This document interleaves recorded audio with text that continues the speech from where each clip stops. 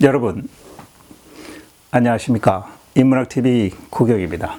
자, 오늘 시간에는 사마천 4기 회남 형산열전 세 번째 시간 되겠습니다. 지난 시간에 중국 고대 한나라를 세웠던 한고조 유방의 아들 중에서 전국시대 때 초나라 땅이었던 회남 땅을 봉분받은 아들이 있습니다. 바로 유장인데요.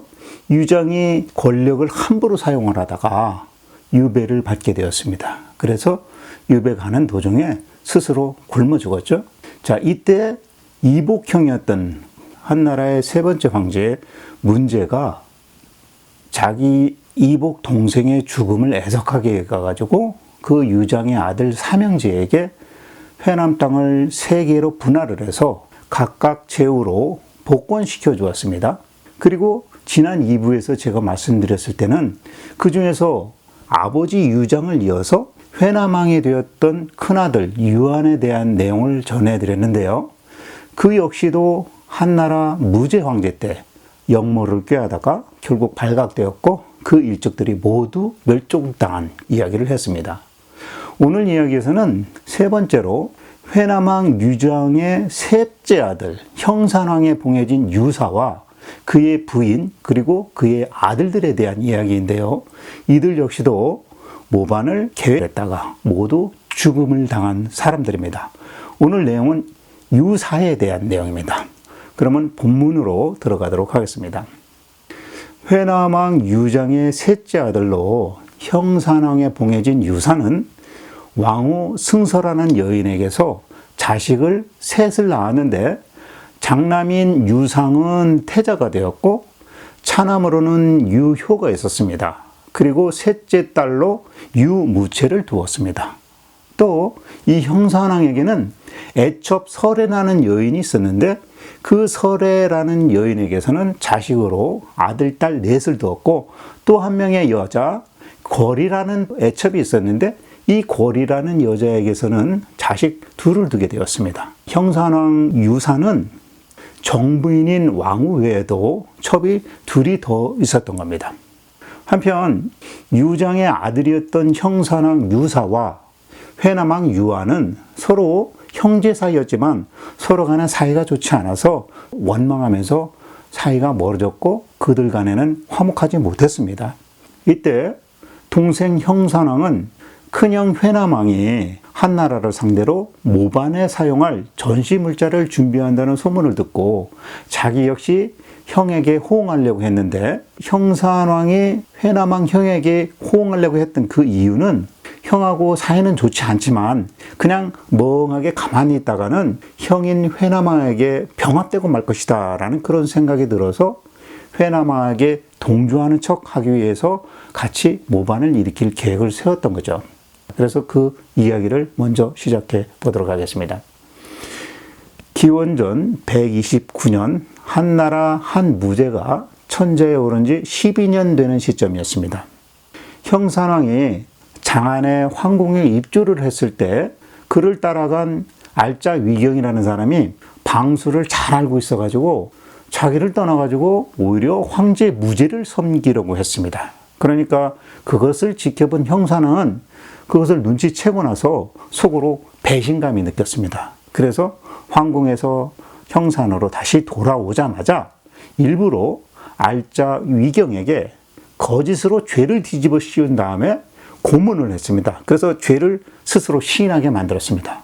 그러고 나서 형산의 담당 내사에게 죄값을 치르게 형벌을 내려라 라고 했는데 이 형산의 내사가 그 일은 고문에 의해서 허위 자백을 한 거니까 부당한 일이라고 말을 하면서 그 소송 사건을 접수하지는 않았습니다. 그러니까 이 형사는 결국 자기를 따르던 사람이 황제 앞에 가가지고는 주인을 갈아타기 위해서 자기를 배반하려 한다는 그런 배신감 때문에 돌아와가지고는 자기 신하를 무고를 했고 이 사실을 알게 된 형벌 담당 관리인이 자기 형산왕에게 이렇게 처리하면 이거 불법입니다 하면서 형벌을 가하지 못하겠다 이렇게 나선 거죠. 자, 그러니까 그때 화가 난 형산왕은 자기 사람을 시켜가지고 이번에는 자기 말을 듣지 않는 내사를 고발하는 상서를 작성해서 한나라 조정에 올려버렸습니다.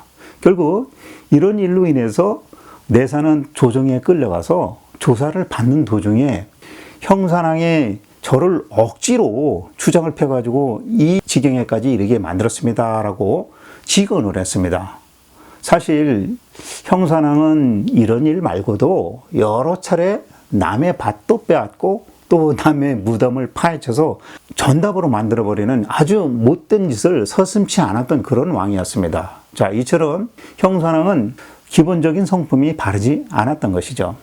이런 식으로 형산왕이 갈수록 부정한 일을 계속해서 지속하자 한나라의 조정 담당 관리가 안 되겠습니다. 형산왕을 체포해서 그의 죄를 좀 다스려야 되겠습니다. 라고 조정에 청을 했습니다. 하지만 이 황제 무제는 이를 허락하지 않았습니다. 사실 이 형산왕과 황제 무제는 형산왕의 사실은 족보상으로 따지자면 아저씨뻘입니다. 그러니까 함부로 대하지 못했던 거죠. 다만 황제 무제는 200석 이상의 녹봉을 받는 관리에 대한 인사권을 형산왕이 직접 하지 못하고 한나라 조조에서 직접 임명하는 걸로 결정을 합니다. 그러니까 이 소식을 들은 형산왕이 자기 본국의 인사권에 대해서 박탈당한 것에 대해서 분노를 해가지고 안 되겠다. 내가 반역에 가담할 만한 사람들을 좀 모아야 되겠다. 그래서 병법 전문가, 그 다음에 천문기상에 능한 사람들을 이렇게 끌어 모아가지고 그 사람들 보고 남 모르게 서로 토의하면서 형산왕에게 보고하게 만듭니다. 그래서 이 사람들이 모반하는 것을 그때부터 형산왕에게 선동하기 시작을 하게 된 거죠. 그리고 이 형산왕은 왕후 승서가 좀 일찍 죽었어요. 그러니까 애첩, 설애라는 여인을 왕후로 새로 세우게 됩니다. 그때 또 하나의 애첩, 권리라는 여인도 있었다 그랬죠. 이 권리도 역시 형산왕의 총애를 받고 있었습니다. 그래서 결국은 설애라는 여인하고 권리라는 여인이 서로 질투를 하게 되었습니다. 그래서 권리가 이번에 새롭게 왕위에 오른 설애를 험담하여서 태자 유상에게 이렇게 말을 합니다. 이번에 새로 왕위에 오른 설애가 자기 하인을 시켜가지고 저주하는 술책을 벌여가지고 태자의 어머니 승서를 죽게 만들었던 겁니다. 라고 말을 합니다. 자, 이 말을 듣고 태자 유상이 자기 어머니를 이어서 새로 왕후가 된 저 설애를 원망하기 시작합니다. 한 번은 왕후 설애의 오빠가 형산 땅을 찾아왔었는데 이 태자 유상이 그 사람과 함께 술을 마시다가 그 왕후의 오빠를 칼로 찔러가지고 상처를 입혀버렸습니다. 근데 이 사실을 나중에 왕후 설애가 알게 되었어요. 그래서 태자 유상에게 그때부터 설애는 원한을 품고 그 뒤로 여러 차례에 걸쳐서 남편 회남왕 유사에게 아들 태자 유상을 헐뜯는 말을 자주 하기 시작합니다. 결국은 태자 유상하고 계모 왕후가 된 설애 사이에서 서로 간에 원한을 품게 된 일이 벌어진 거죠. 한편으로 태자 유상의 친누이 동생인 무채라는 여자가 있다고 그랬죠. 이 무채라는 여동생이 시집을 갔는데 시집을 갔다가 쫓겨나가지고 다시 친정으로 돌아왔습니다. 근데 그 여동생이 그 이후에 자기 밑에 하인과 간통을 하고 또 그 집을 찾아오는 빈객들과도 막 간통을 하고 이런 간통을 서슴지 않고 벌이는 겁니다. 아마 이 무채라는 여동생이 세력이 상당히 강했던 모양입니다. 그래서 이 일을 알고 오빠인 이 태자 유상이 여러 번에 걸쳐서 자기 동생 무채를 꾸짖었어요. 그러니까 이 무채가 화가 나가지고 자기 오빠 태자 유상과도 아예 왕래를 하지 않고 연을 딱 끊어버립니다. 그러니까 그것을 본 왕후 설애가 아이고 이것들 봐라. 오빠하고 오누이 간에 갈등이 있구나 라고 해서 곧바로 무채 편을 들어주는 겁니다. 그리고 오히려 무채를 더 잘 대해주기 시작했습니다. 사실 태자 유상과 여동생 무채 그리고 남동생 유효 이 사의 남매는 죽은 왕후 승서에게서 태어난 친형제자매 사이죠. 그런데 어려서 어머니 승서가 돌아가셨기 때문에 계모나 다름없는 왕후 설애를 오빠인 태자 유상보다도 더 잘 따랐습니다. 여동생과 남동생이. 그러니까 이 왕후 설애는 의도적으로 유효하고 유무체를 아끼는 척하면서 그 두 자식과 함께 태자 유상을 헛들고, 또 아버지인 이 형산왕은 그때마다 태자인데도 불구하고 태자만 심하게 매질을 했던 겁니다. 자, 그러니 이 태자 유상, 그 마음속에 얼마나 외로움과 울분이 많았겠습니까? 형제도 아버지도 전부 다 원수같이 느껴졌던 것이죠. 자, 시간이 더 흘러서 4년이 지난 기원전 125년이 되었습니다. 어떤 사람이 왕후 설애에 계모가 있는데 이 계모를 찔러서 다치게 했습니다. 그러니까 형산왕이 묻지도 따지지도 않고 이 일은 태자 유상이 저지른 것이 맞다라고 생각해서 사람을 시켜가지고 그 태우의 계모를 다치게 한 놈이 바로 태자 너밖에 없어 하면서 의심을 하고 매질을 또 했습니다. 자, 이런 식으로 아버지 왕에게 구박당한 태자 유상은 그 이후로 아버지 형산왕의 병이 났을 때 저도 병이 났다라는 핑계를 대고 아버지 병문안도 안 가고 아버지 병 중인데도 시중을 들지 않았습니다. 그러니까 그때 동생인 유효하고 유무체가 또 이 왕후 설애가 셋이 한 통속이 돼가지고 태자를 막 비난하면서 이렇게 말을 합니다. 아니, 왕께서 아프시다는 말에 태자 얼굴을 보니까 오히려 기뻐하는 낯빛이 있습니다. 이것으로 봤을 때 아마 저 태자가 그간 꾀병을 부린 것이 틀림없습니다. 이런 말을 해요. 자, 그래서 이 말을 듣게 된 형산왕 유사는 화가 잔뜩 나가지고 아예 태자를 폐서자시키고 동생인 유효를 태자로 세우려고 딱 생각을 먹었습니다. 그러니까 그때 이 못된 왕후 설애가 왕이 태자를 패하기로 결심한 것을 딱 눈치채고 오히려 그의 동생, 그동안 자기가 이렇게 포용해줬던 유효마저도 패하게 만들고 자기가 낳은 친자식 유광이라는 아들이 있었는데 유광을 태자로 세우려고 계략을 꾸밉니다. 자, 이처럼 이제 뭐 형산왕의 집안 꼴이 만신창이 말하자면 막장으로 들어가기 시작을 합니다. 그 이야기를 또 하겠습니다. 이 왕후 설애에게는 원래 춤을 아주 잘 추는 시녀가 한 명이 있었는데 그 여인을 이 형산왕에 눈여겨보면서 가까이 하려고 애를 썼습니다. 근데 왕후가 그것을 눈치채고 자기 시녀에게 명령을 해가지고 야, 너 형산왕의 둘째 아들인 유효와 함께 사통을 해라. 그래서 네 몸을 일단 더럽혀. 이렇게 지시를 합니다. 왕후 설애는 이 사실을 형산왕이 알게 되면 자기 둘째 아들 유효를 형 유상처럼 함께 피할 것이다 라고 생각을 해서 그런 계략을 꾸몄던 겁니다. 근데 태자 유상이 왕후 설애의 이 음모를 알게 됐어요.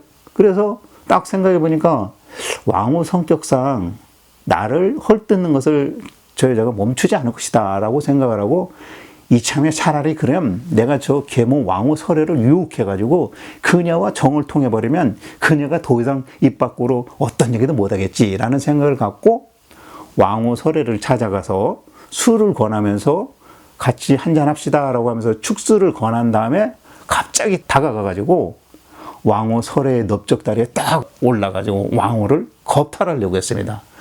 야, 참 이 바보 같은 태자죠. 그런다고 이 왕후가 받아들이겠습니까? 막장도 이런 막장이 없습니다. 그러니까 그때 이 왕후가 그 즉시 화를 탁 내면서 오히려 이 일을 갖다가 아버지인 형산왕에게 일러 바쳐버립니다. 그래서 결국 왕이 태자를 불러들여가지고 열받아가지고 매질하려고 당장 들어오라 라고 이제 불렀습니다. 근데 이제 뭐 아들도 막장이죠. 이때 태자 유상의 아버지 형산왕이 늘 나를 패하고 동생 유효를 태자로 세우려고 한다는 것을 알고 있었기 때문에 왕에게 당당하게 찾아와서 이렇게 말을 합니다. 아버지, 동생 유효는 아버지가 아끼는 시녀와 간통을 했습니다. 그리고 제 여동생 유무체는 머슴과 간통을 했으니 왕께서는 몸줄이나 힘쓰시고 그 자식들의 간통 사실 또한 황제께 함께 고발하시기 바랍니다 라고 당당하게 말을 합니다. 그리고는 곧장 왕을 등지고서 나가버렸습니다.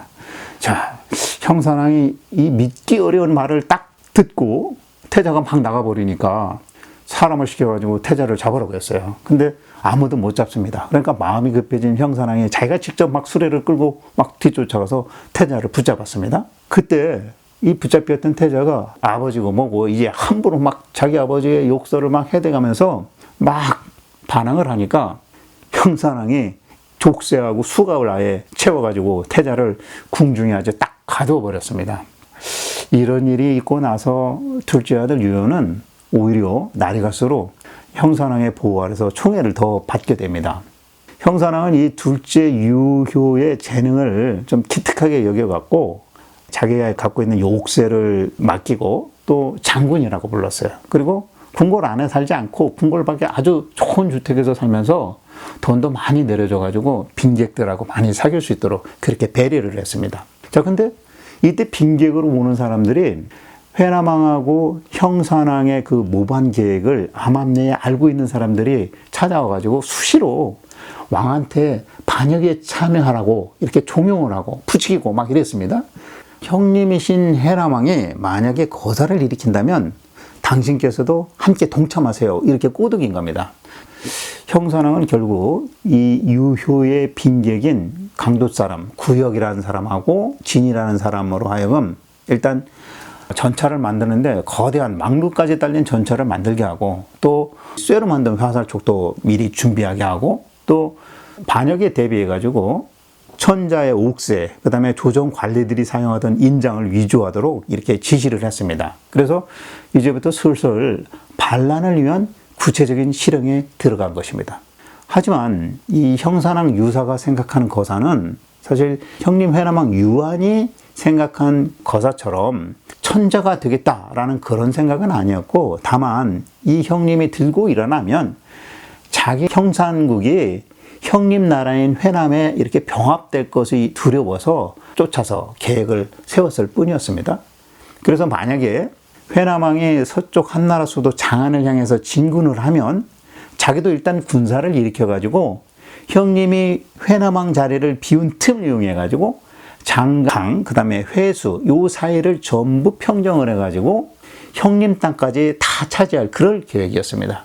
형산왕이 기대했던 것은 그러니까 바로 뭐 그렇게 큰 천자를 세상을 뒤집는 게 아니라 자기 형 땅 빼앗고 자기 땅 지키는 그런 정도였던 거죠. 그러니까 회남왕은 황제의 꿈을 위해서 뛰었고 형산왕은 형의 뒤통수를 쳐서 자기 땅뿐만 아니라 형의 땅까지 차지하려고 했었던 것이죠. 자, 그러면 이제 이 두 형제 회남왕과 형산왕 사이에 모반 준비하는 과정과 그 결과를 이야기해 보도록 하죠. 한무제가 즉위한 지 17년 되던 해, 기원전 124년 가을입니다.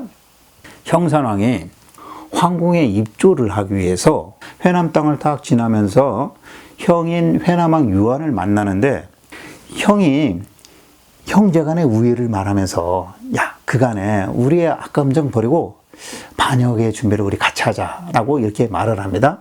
그러니까 그때 이 형산왕이 형의 말을 받아들였습니다. 그리고는 곧바로 다시 상서를 올려가지고 제가 병이 나가지고 황궁에 입주하려고 했는데 못 가게 될 것 같습니다 라고 소식을 올립니다. 그러니까 그 소식을 받은 황제의 무제는 그렇다면 형산왕께서는 입주하지 않아도 되겠습니다 라고 허락을 해줍니다. 그리고 나서 더 1년이 지났습니다.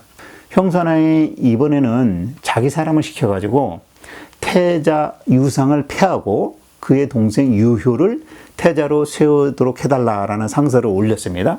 그러니까 태자 유상이 그 사실을 알고 자기하고 친한 친구 중에서 배경이라는 친구를 시켜가지고 네가 나 대신 장안에 가서 동생 유효가 전차와 화살을 만들고 있고 아버지 형산왕의 시녀와 몰래 간통을 했다라고 고발하도록 시켜가지고 동생 유효가 태자로 세워지는 것을 꺾으려고 했습니다. 근데 이 태자 유상의 친구 배경이 그 편지를 들고 장안에 딱 도착했는데 조정에 고발하기도 전에 회남왕이 모반 사건이 유발된 거예요. 그래서 장안에 있는 관리가 오히려 이 배경을 체포해가지고 감옥에 가두어 버렸습니다.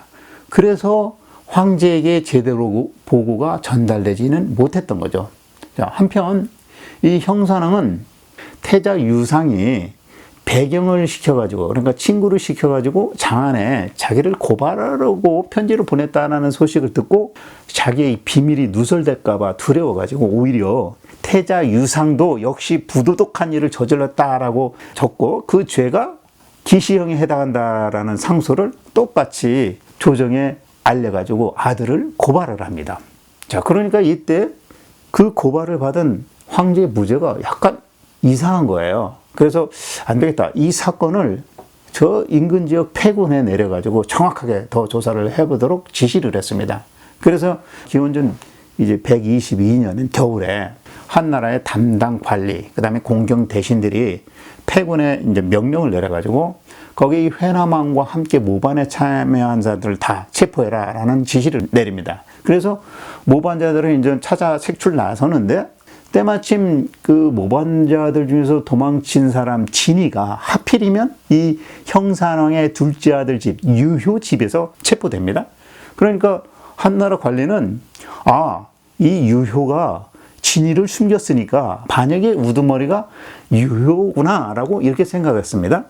자, 이때 유효는 진이가 평소에 자기 아버지 형산왕하고 모반을 계획했던 걸 알고 있었잖아요. 그래서 혹시라도 진이가 그 일을 자백을 해버리면 어쩌나 하고 두려워합니다. 그래서 할 수 없이 유효는 한나라법에 죄를 짓고 미리 자수를 하면 죄를 면제받는 그런 제도가 있었던 모양이에요. 이거를 알고 있었어요. 그리고 이 유효는 자기 형 태자 유상에 보낸 친구 배경이 모반한 일을 알리지 않을까 싶어서 안 되겠다. 내가 먼저 손수 쳐서 자수해야 되겠다라는 생각을 갖고 모반에 함께 참여했던 구효 그리고 진이 얘들을 걔들이 모반을 준비했었습니다라고 고발을 해버렸습니다. 그러니까 한나라의 정의는 이 일을 증거로 삼아가지고 한나라 공경대신들과 함께 형산왕을 체포해가지고 모반죄로 다스려야 됩니다라고 황제에게 주청을 합니다.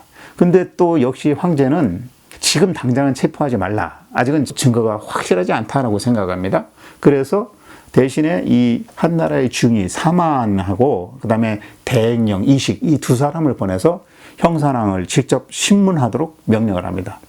결국 이 형산왕은 사건의 정황을 사실대로 전부 대답할 수밖에 없었던 겁니다. 사건의 전부를 다 밝혀낸 거죠. 그래서 한나라 중위하고 대행령은 다시 이 형산국의 관리에게 왕국을 모두 포위해가지고 아무도 도망가지 못하도록 엄중히 단속해라 라고 지시를 한 다음에 한나라 조정으로 돌아와서 그 사실을 조정내 황제에게 보고를 했고 또 그 소식을 전해 듣게 된 공경 대신들과 종친의 우두머리인 종정은 대행령을 파견해가지고 폐군의 관리들과 함께 이 형산왕의 죄를 다스려야 합니다라고 황제에게 주청을 합니다.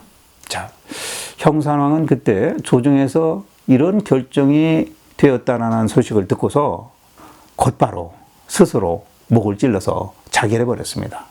아주 그냥 죽을 때는 간편하게 죽네요.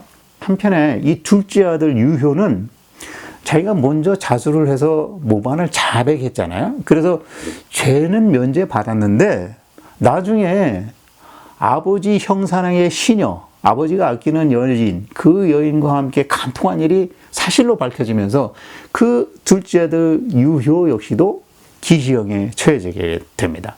그리고 왕후 설에 이 여자 역시도 그 전에 왕후였던 승설을 미신을 동원해서 저주했기 때문에 그 여자가 죽었다라는 것에 연루돼가지고 기시형을 당하고 죽게 됩니다.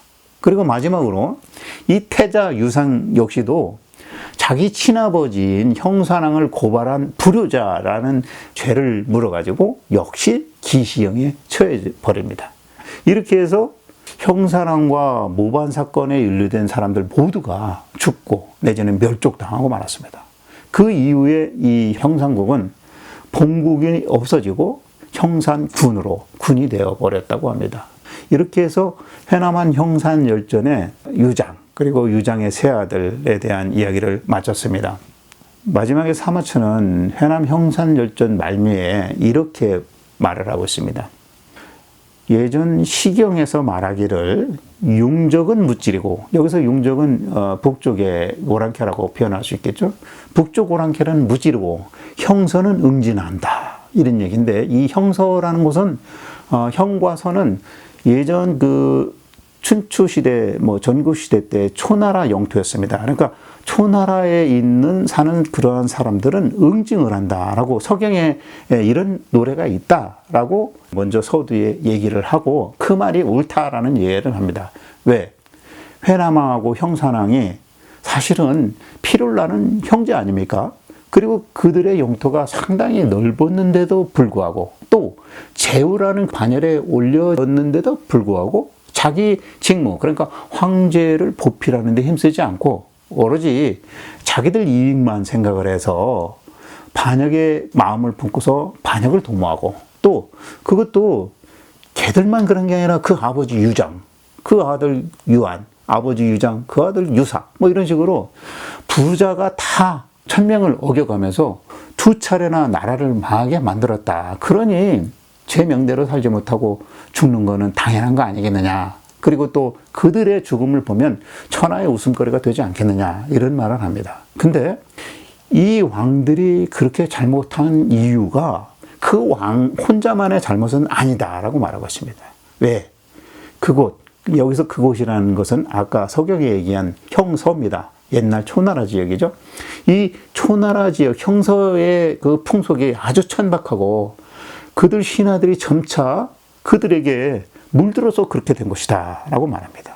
초나라 사람들은 강하고 용맹스럽고 날쌔고 싸나워가지고 난을 일으키기 좋아했다. 그래서 예로부터 초나라에서는 난이 많이 일어났다라는 기록도 남겨진 것이 사실이 아니냐라고 평가를 하고 있습니다. 자, 근데 저는 이 사마천이 주장한 초나라 사람들에 대한 기질이 왕을 오염시켜서 결국은 반란을 만들게 했다라는 그 말인데, 솔직히 지금 시대 같으면 어떤 지역적인 감정, 지역적인 어떤 성향, 이런 것에 대한 선입견을 갖는 그런 비판을 하고 있는 것 같습니다.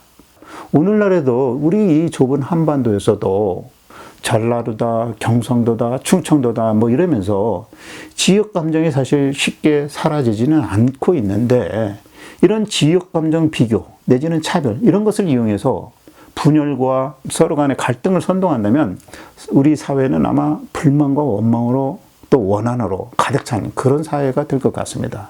사실 사회의 악은 선동과 분열입니다. 그리고 사회의 선은 포용과 공감입니다. 자, 사마천이 마지막에 초나라 풍토가 반란을 일으키기 좋은 환경이었다라는 걸로 둘러치고 있는데, 제가 생각할 때는 그런 것 같지는 않고, 그 왕들의 개인적으로 품게 된 복수심 내지는 불만, 원망, 이런 것 때문에 모반의 단초가 세워지지 않았나, 그렇게 생각이 됩니다. 자, 이렇게 해서 회남왕 형산 열전을 마치고 다음에는 이제 순리열전에 대해서 이야기해 보도록 하겠습니다. 자, 여기 순리열전은 좀 미리 말씀드리면 한나라 무제 때 이야기는 아니고 오히려 주나라 때, 그러니까 춘추 전국 시대 때 아주 훌륭한 관리자 5명에 대한 이야기죠. 사마천이 여기 순리열전에서 5명의 아주 선량하고 정도 바른 그런 인물을 소개하고 있는 이유는, 사마천이 살았던 무제, 황제 한나라 시대 때 아마도 아주 포악한 그런 관리들이 많았던 모양입니다. 그래서 뒤에 나중에 홍리열전에서 또 소개가 되겠지만 그 이전에 좋은 관리자 5명을 소개하고 있습니다. 다음 시간에는 순리열전에 대해서 여러분들에게 이야기해보는 시간 가져보도록 하겠습니다.